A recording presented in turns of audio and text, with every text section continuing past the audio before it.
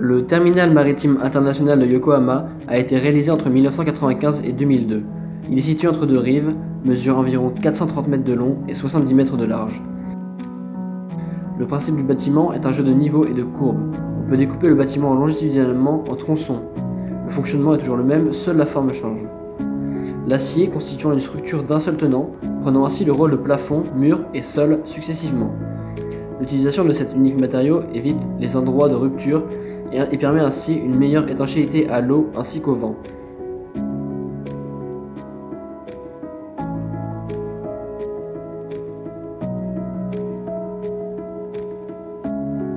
Il est principalement composé d'acier, de bois et de verre.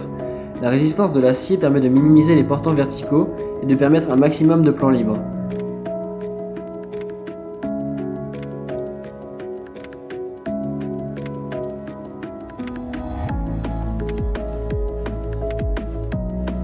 Les porte-à-faux sont soutenus par des poutres treillis pour garantir une plus grande légèreté et éviter un maximum les déformations. Elles agissent comme un renfort de la structure principale. La structure métallique permet le soutien des dalles. De chaque côté, les ailes en porte-à-faux sont soutenues par des contreventements en acier afin de consolider la structure et permettre sa stabilité.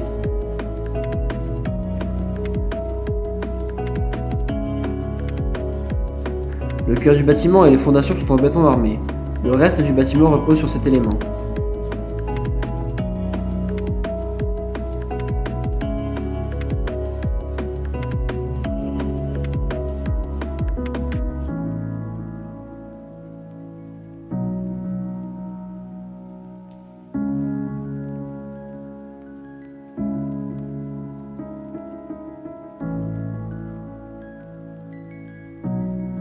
Le sol est constitué de différentes couches. Tout d'abord, un revêtement de sol, 50 mm environ, soit du bois visible au-dessus du bâtiment ou du gazon.